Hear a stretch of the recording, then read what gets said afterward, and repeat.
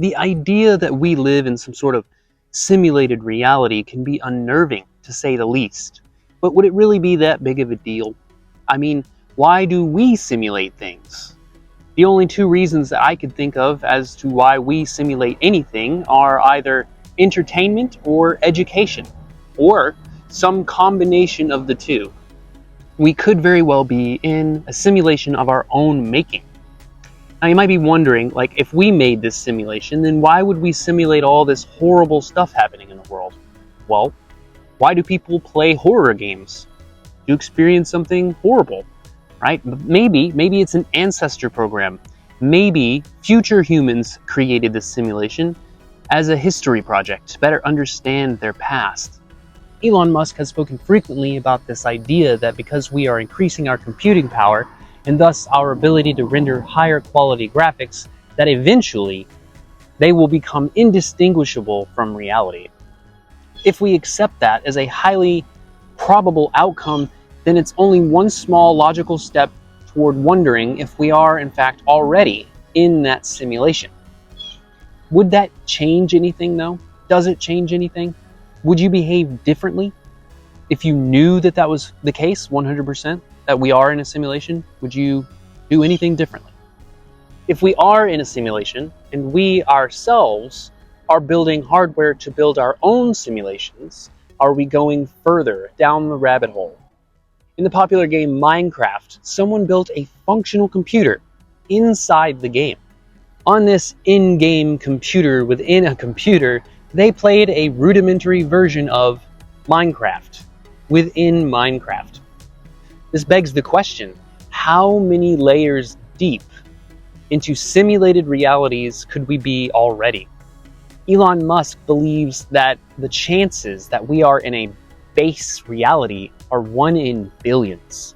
Pinpointing the exact origin of simulation theory is difficult, but René Descartes is one possibility. In his argument of the evil demon tricking us into believing this reality exists, he asked, how could it be known that this isn't true? Like the idea of the brain in the vat.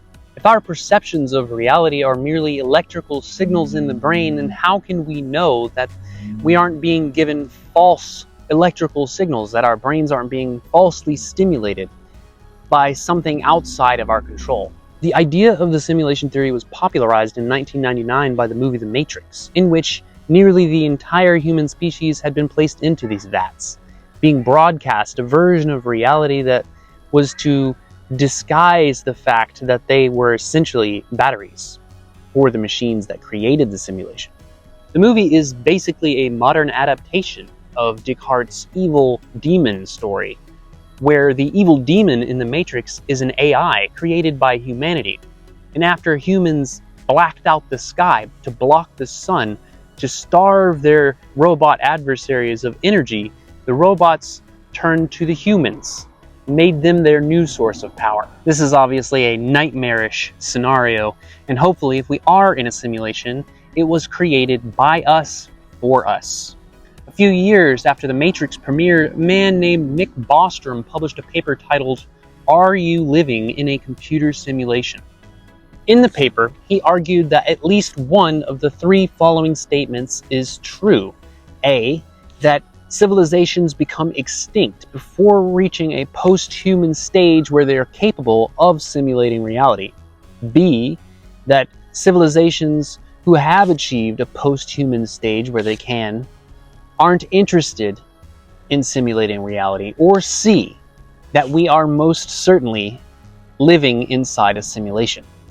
Koji Okaku, the popular American theoretical physicist, was asked by Joe Rogan on his podcast what he thought about the simulation theory. His response was that a perfect simulation of reality would be impossible, even with quantum computers. However, he did say that an approximate simulation would be feasible.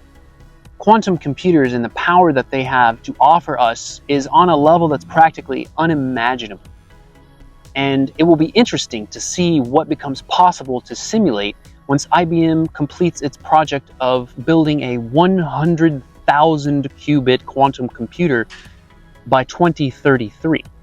So, do you think we live in a simulation? Perhaps a Russian nesting doll-like series of simulations? Let me know in the comments. Like, subscribe, and hit that bell if you enjoy topics like this, and as always, memento mori, or remember death. Don't be afraid to live your life, because it could literally be just a game. Alrighty, bye-bye.